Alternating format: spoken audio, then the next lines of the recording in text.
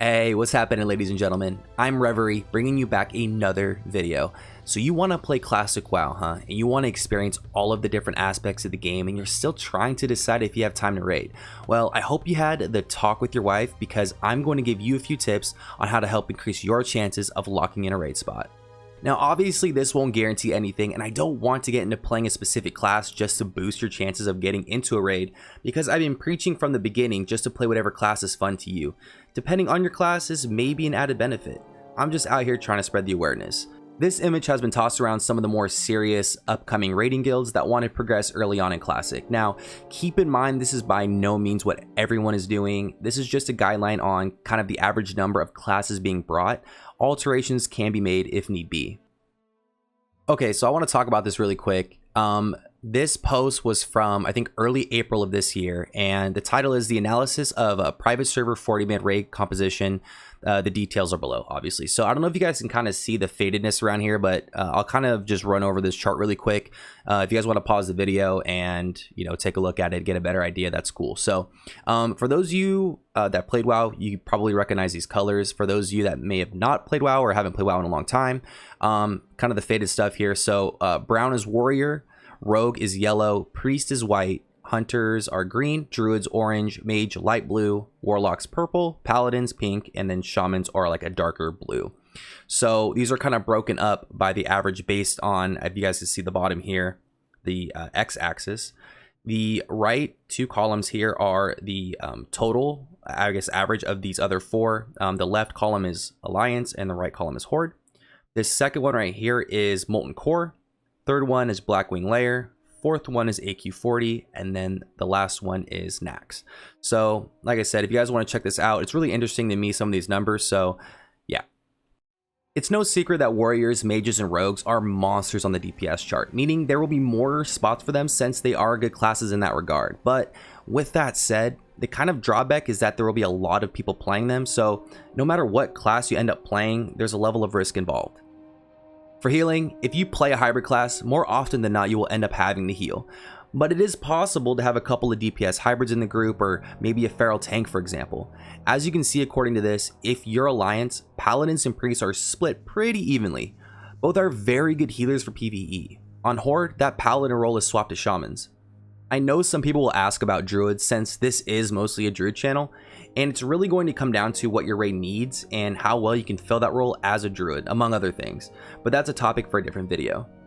Usually healers in the past are pretty sought out for, just because there weren't really as common back in the day, especially good ones. So if people come across a good healer, hint hint, this could be you. You would usually get added to everyone's friends list and maybe down the road a potential raid spot. If you play a class like Hunter, Lock, or Druid, usually there aren't as many of these classes running around compared to the main few I mentioned earlier, but there will be less spots overall in a raid. So it's really kind of a pick your poison kind of deal. Alrighty, so here we go. Ways to boost your chances of getting a raid spot. I will break this down into two sections. Tangible versus intangible. Tangible is in quotations because it's like, tangible. It's like in a game, even though it's like digital, but you can touch it in game, but you can't really touch it in... Okay, whatever, you guys get it. Let's start with the intangible things that you can do to help boost your chances of getting a raid spot. Number one, the first one is very simple. Have a positive attitude, respect, and try to help others. Nobody wants to bring a toxic Timmy or a raging Revery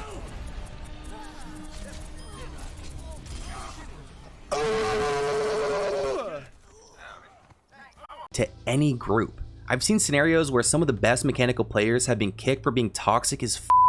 Just don't be that guy. Play hard, have fun.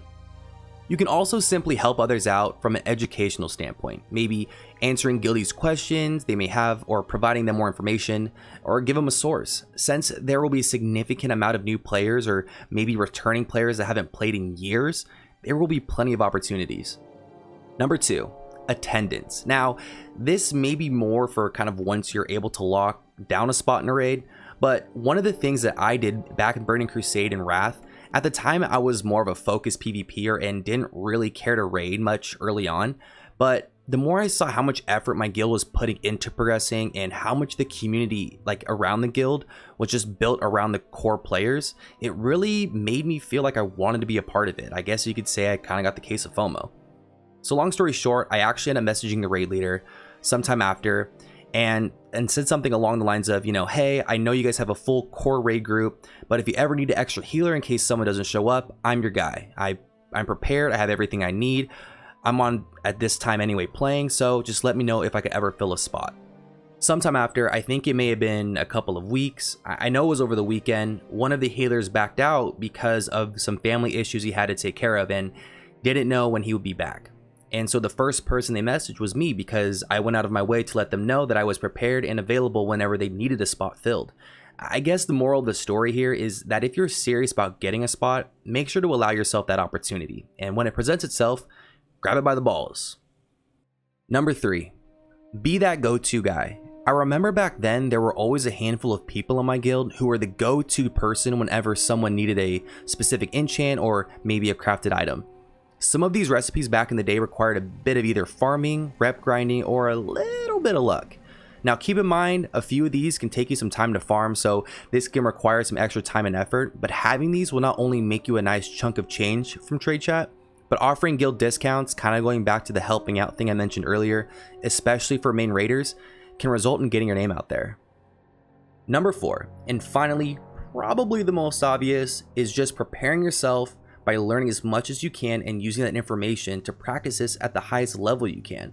One of the biggest key differences from 2004 retail vanilla and now is not only the amount of what we've learned about the game with all the discoveries and theory crafting over the last 15 years, but guys, there is a plethora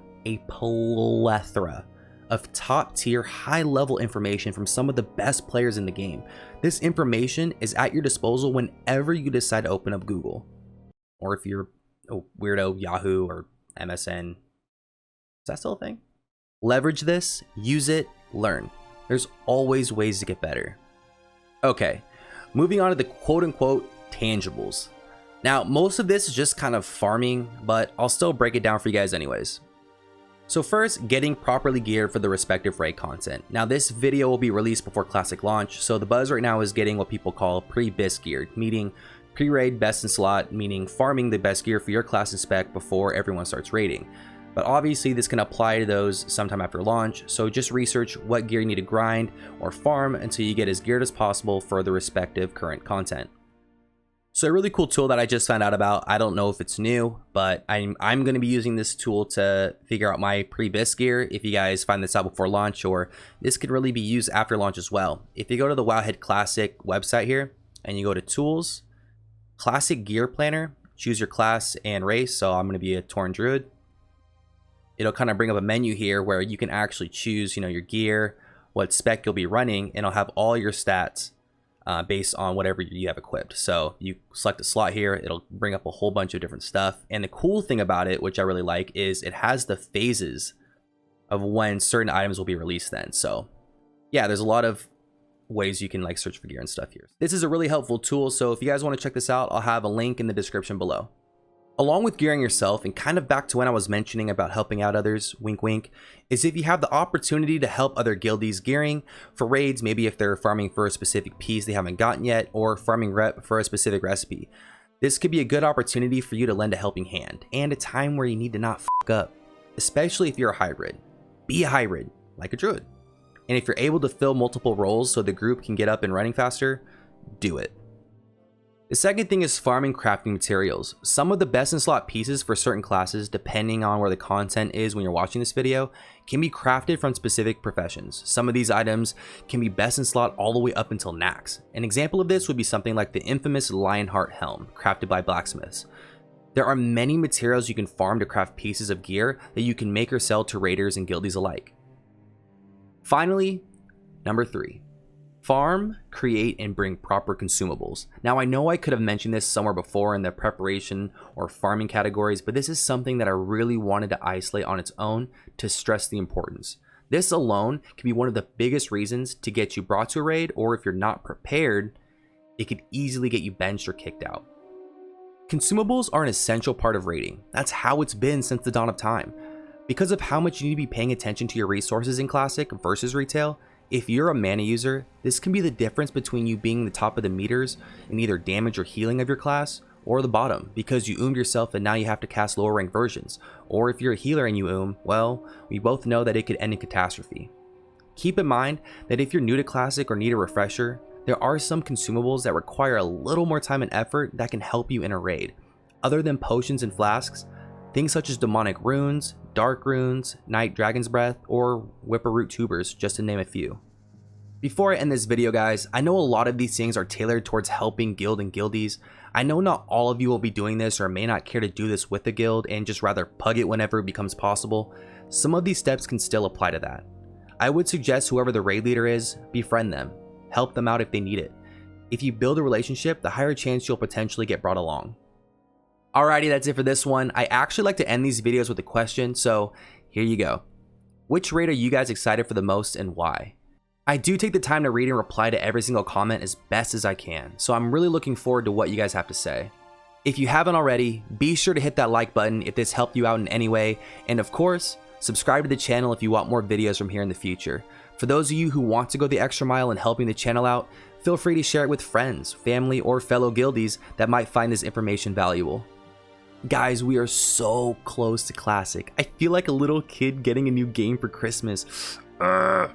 Also, friendly reminder, ladies and gentlemen, I do stream on Twitch. We're so close to 2,000 followers, so if you guys want to watch live streams over there, I will be streaming everything come launch day. You can follow me on my Twitch channel at twitch.tv/ReveryXD, or of course, the link will be in the description below. Thanks again, and I'll see you in the next video. Later.